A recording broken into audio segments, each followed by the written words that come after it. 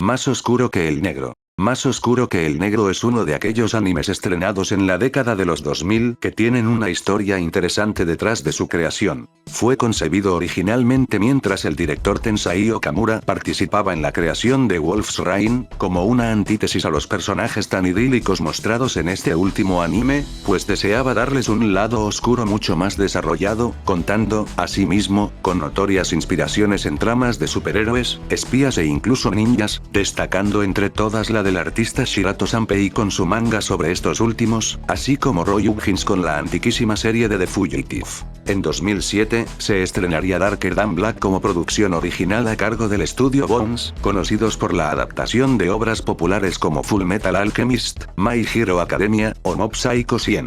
Y, pese a que no consiguió el mismo grado de popularidad que las mencionadas, sí fue suficiente para que se crearan materiales adicionales como unos mangas spin-off, una segunda temporada y unas ovas a modo de intercuela.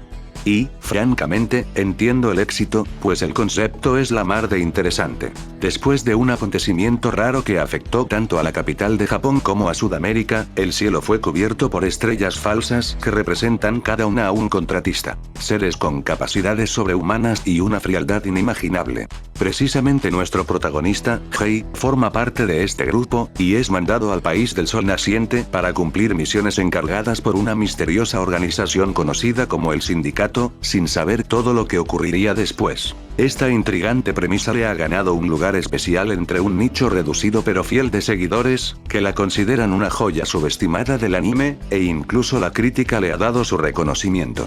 Por eso, en esta ocasión quiero hablar de todo el material animado que compone esta franquicia, las 2 temporadas y las ovas, para poder entender a fondo la experiencia que Darker Than Black tiene para ofrecer. Por lo menos para mí.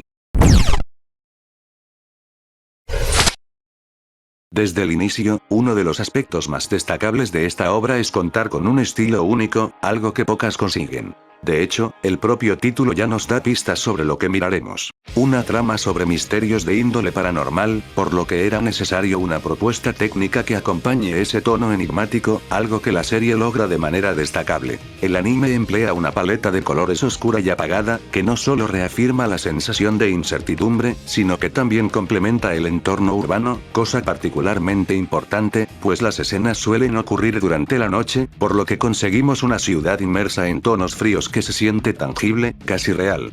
Esto es algo que se complementa con el diseño arquitectónico de los escenarios. Se pone mucho empeño en que este tire por un enfoque más realista, con calles, túneles, edificaciones altas, templos, y demás, robándose los reflectores, aumentando así la inmersión, al implicar cómo es que una metrópoli aparentemente común tiene tantas cosas raras ocurriendo por debajo del tablero. Incluso, cuando la obra trata de variar con escenarios originales consigue un resultado más que decente, como lo demuestra La Puerta del Infierno, que hace honor a su título por el enorme grado de destrucción y desolación al que está sometido el lugar.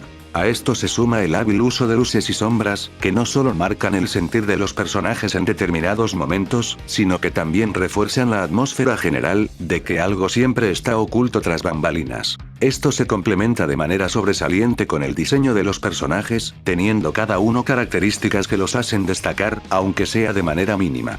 Cuestión notable sobre todo con el elenco principal, el cual, por sus rasgos anatómicos, como prendas de ropa, son reconocibles, además de sumar al ambiente.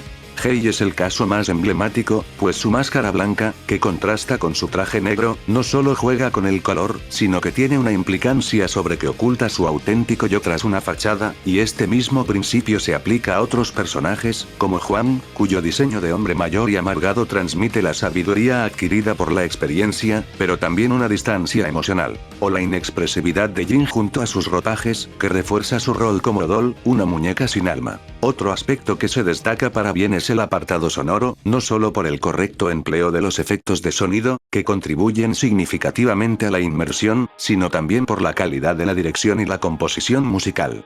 La música no solo resalta en los temas de apertura y cierre, sino que incluso las piezas que acompañan a la trama se alinean perfectamente con la estética enigmática de la serie, como se aprecia con Go Dark, Tea for Two, o Water Forest.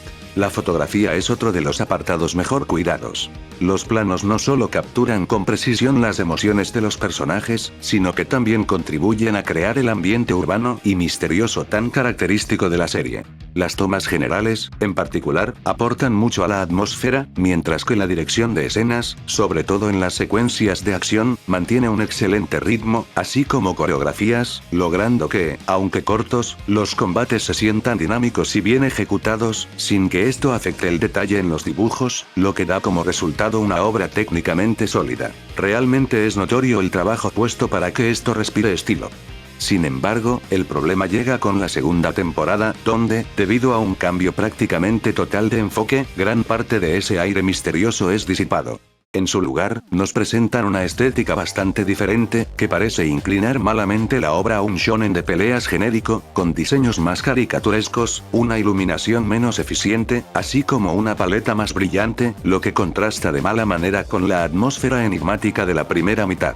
Pero, bueno, les mentiría si dijera que el desempeño técnico no sigue funcionando en términos generales. No solo, la segunda mitad sigue guardando algunos elementos que hicieron brillar a la obra, sino que, aunque ya no tenga tanto estilo, el trabajo sigue siendo eficiente dentro de lo que cabe, e incluso tiene algunos momentos magistralmente dirigidos, y eso, hay que reconocerlo, es un mérito. Dejando de lado el aspecto técnico, ¿cómo es que la obra maneja el tema de la escritura? Haré una separación entre los personajes y el argumento, e iniciando con lo primero, pues, no destaca en prácticamente ningún sentido. Sí, es cierto que algunos manejan conceptos que podrían ser encantadores, pero el problema es que están construidos de una manera tan deficiente que acaba significando poco, y son reducidos a arquetipos con características simples que no dejan una impresión fuerte en el espectador. Entiendo que como el formato es cuasi episódico, no es posible darle un gran trato a cada personaje introducido, pero eso no es una buena justificación, pues están casos de obras con una estructura similar que tienen mejores resultados. Cowboy Bebop es un excelente ejemplo, pues allí no es solo que los protagonistas sean memorables por la forma en que son dirigidos, sino que incluso los personajes episódicos logran dejar una imagen, gracias a su caracterización, historias de fondo, o su relación con los principales. Aquí, en cambio, se intenta algo parecido, pero no funciona.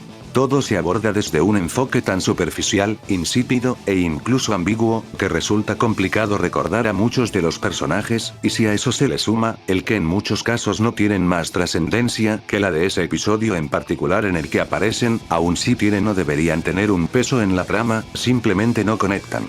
Pero lo peor es que esto no se limita únicamente a los secundarios. Incluso miembros del reparto principal tienen estos problemas. Juan y Mao, por ejemplo, son personajes que apenas se sostienen por sus actitudes superficiales, pero nada más. Sus pasados no pasan de ser la típica historia de pérdida, sin mayor profundidad, y lo que es peor, no generan una química convincente con nadie. De hecho, en un episodio, Hei casi mata a Wang pese a que Mao intenta intervenir, pero esta situación no sirve como punto de inflexión ni como desarrollo de una nueva dinámica. Simplemente se resuelve en cuestión de minutos, sin consecuencias reales. Esta deficiencia se extiende también a los antagonistas.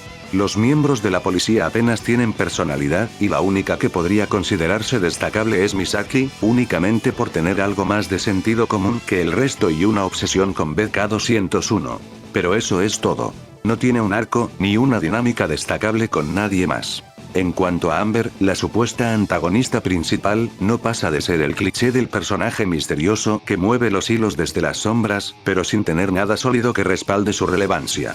Sus interacciones no se desarrollan, apenas aparece con el peso que le corresponde hasta el tramo final, y ni siquiera su trasfondo logra generar interés, a pesar de su vínculo con el protagonista.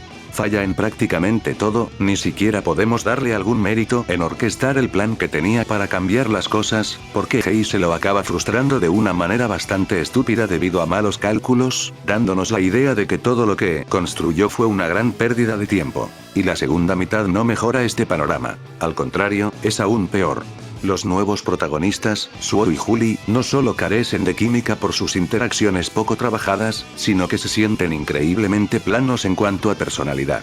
Si a eso se le suma que el chico es un literal reciclaje de la temporada anterior, mientras la pelirroja cuenta con un pasado tan sin sentido como confuso, el cual no importa por el cierre final, cualquier intento de darles desarrollo es mandado por la borda.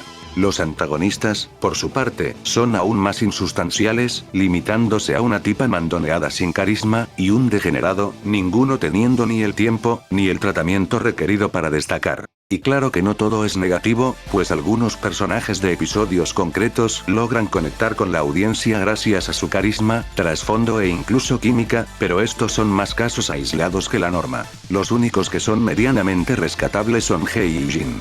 Hei resulta interesante por todo su conflicto interno y su trasfondo. Su participación en la guerra sudamericana, cómo adquirió sus poderes al heredar las habilidades de su hermana, y su búsqueda de respuestas. Es un personaje que, con el tiempo, aprende a aceptar tanto su lado humano como el de contratista, llegando a valorar genuinamente a quienes lo rodean, cosa que está bien. Jin también destaca por cómo pasa gradualmente de ser un personaje vacío a desarrollar una dinámica de afecto y posesión con Hei. Su crecimiento emocional y los dilemas que enfrenta le dan una identidad y un arco propio, lo cual es notable considerando cómo empieza. En cuanto a los antagonistas, el único que podría considerarse realmente efectivo es Xiki, de las OVAs. Aunque tampoco es una maravilla, tiene una presencia fuerte, genera una sensación real de amenaza por sus poderes, y protagoniza escenas memorables que lo hacen fácilmente reconocible. Pero, aún así, la manera más simple que tengo para definirlos en líneas generales es que son personajes medio pelo, los cuales, aún sin cometer pifias particularmente espantosas, son un completo cero a la izquierda a la larga, cosa que es una lástima. Más allá del reparto, la trama y su desarrollo tienen aspectos que son dignos de mención. Darker Than Black cuenta con una estructura interesante en su primera mitad, pues se presenta, en esencia, como una recopilación de mini historias. Cada 2 capítulos se nos introduce un escenario específico que aborda un tema concreto, lo cual, aunque pueda sonar simple, tiene su mérito. Al tener la continuidad en un plano secundario, la serie goza de libertad para explorar una gran variedad de tramas y temáticas, lo que, en algunos casos, logra ejecutarse de manera acertada. Esta estructura también aporta al mundo de la serie una sensación de dinamismo. Aunque el enfoque siempre esté en los protagonistas, el tablero es vasto, con muchas fichas moviéndose en paralelo. Sin mencionar que las subtramas se utilizan estratégicamente para anticipar elementos que cobrarán peso más adelante, como el plan de Amber, el pasado de Hei en Sudamérica o algunos antagonistas. Desafortunadamente, no todas las tramas logran el mismo nivel de acierto. Más allá de que los personajes son de lo más poco inspirados, hay subtramas, como la de cómo una estudiante de secundaria obtiene sus poderes, los planes de la amiga de la infancia de Misaki, y sobre todo la historia de las fragancias, que se abordan de manera tan surrealista, rara e incluso confusa que resultan profundamente insatisfactorias, sacándote de la inmersión. Incluso los episodios más centrados en el grupo protagónico no están exentos de problemas, pues presentación de estos es tosca y lenta, lo que acaba destruyendo la carga emocional que deberían tener. Por si esto fuera poco, la trama en términos generales no ofrece mucho contenido. No solo se dejan de lado aspectos simbólicos importantes, lo cual puede ser perdonable hasta cierto punto, sino que los propios pilares de la trama no están definidos adecuadamente. Algunos dirán que la ambigüedad es precisamente la intención de la obra, de que todo debe quedar a la libre interpretación, complementando el misterio que se comunica desde lo técnico. Pero no, la libre interpretación es un recurso que debe emplearse para dar sentido a lo que se presenta con base en elementos anteriores, y el problema aquí es que no tenemos ninguna herramienta para desentrañar la trama de manera natural. ¿Cuál es el auténtico funcionamiento de las puertas, y qué son realmente? ¿Por qué ocurrió la guerra en Sudamérica, y cuáles fueron las facciones? ¿Qué hacía Hei con su hermana en ese conflicto? ¿Cómo es que el sindicato logró tanto poder manteniéndose en las sombras? ¿Por qué Hei, específicamente, es tan diferente de otros contratistas con solo heredar poderes? ¿Y qué pasa con esta tipa? Nada se responde, todo queda en el aire. Estas son las bases de la trama, y que estén tan mal definidas contribuye a que el mundo de la serie no tenga una estructura sólida. Además, el desarrollo de los acontecimientos deja mucho que desear. Hei es absurdamente poderoso, lo que elimina cualquier sensación de peligro, e incluso en la segunda temporada, cuando pierde sus poderes, sigue apañándoselas sin mayores problemas. La única vez que pierde, de manera limpia, se debe a una emboscada en un espacio reducido y en un estado mermado, enfrentándose a una de las mejores mejores contratistas. Y aunque esta derrota se presenta como un momento importante, al final no tiene repercusiones reales, lo que deja a la obra sin tensión alguna. De hecho, toda la segunda temporada es un lastre en este ámbito, pues la serie intenta dar un giro, inclinándose más a lo que es un shonen de acción genérico sin destacar en nada. Ni siquiera la meta, que sería el rescatar a Jin, tiene el peso emocional que debería, ya que todo transcurre a un ritmo tan apresurado que ni siquiera se molesta en abordar los conceptos planteados, y casi todo parece producto de la mera casualidad. Los cierres tampoco son satisfactorios. En la primera temporada, Amber planeaba proteger a los contratistas y Dolls, replicando lo ocurrido en América del Sur, pero es detenida por Hei, quien cierra su arco personal al aceptar que es tanto un contratista como un humano, coexistiendo ambos aspectos en su ser. Sin embargo, este cierre se diluye porque todos los demás aspectos de la trama quedan sin respuestas, dejando al espectador con la sensación de haber perdido el tiempo, pues todo apunta a una suerte de regreso al status quo. En la segunda temporada, a pesar de que el cierre emocional con Hei reuniéndose con la última persona que realmente amó, es hermoso y bien trabajado, las otras subtramas igualmente se tiran por tierra. La de Suo y los experimentos es abandonada porque ahora está en un mundo alterno donde los contratistas no existen, sí, tal cual como suena, el cielo sigue sin regresar, y el sindicato, o la idea detrás del mismo, ha regresado, mientras los contratistas permanecen en las sombras. En general, no se siente como un cierre, sino más bien como una antesala para una tercera temporada, que, claramente jamás llegó, y probablemente jamás llegará. Todo esto afecta el núcleo, que es el mensaje sobre la identidad y lo que nos hace humanos. Pese a que en teoría todo lo relacionado con Hei debería abordar este asunto, simplemente no conecta, porque no existen cambios significativos en él. Sigue siendo el mismo, distinguiéndose de los demás contratistas por contar con principios, así de simple, por lo que toda la exploración de lo que nos hace humanos se queda en un simple decorado, lo que priva a la serie de la profundidad que originalmente pretendía transmitir. Irónicamente, lo mejor de Darker Than Black está en sus OVAs, donde la trama es más simple y centrada, permitiendo una mejor interacción entre los personajes y creando una historia más autocontenida que sabe cómo narrar. Sin embargo, a pesar de estos momentos más funcionales, no puedo evitar calificar la serie como un mal anime desde el punto de vista narrativo. Porque, si se presentan una serie de elementos crípticos que se dejan a la libre interpretación, pero con pocos, o directamente nulos, complementos que refuercen esa interpretación o que siquiera le den a la trama un sentido lógico. Bueno, ¿cuál es el punto de todo esto? Les diré, ninguno. Al final Darker Than Black no es más que una serie superficial que mete todo tipo de cosas, pero que, en el fondo, no tienen ningún significado.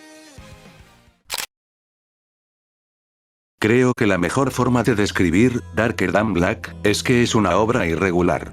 Cuenta con un apartado técnico sobresaliente que consigue una ambientación urbana realmente destacable, cosa que, en conjunto con algunas ideas, así como personajes, dan como resultado un anime con un estilo bastante único. Realmente puedo entender por qué gustó, e incluso, a la fecha presente, sigue siendo un recuerdo apreciado por quienes le dieron una oportunidad.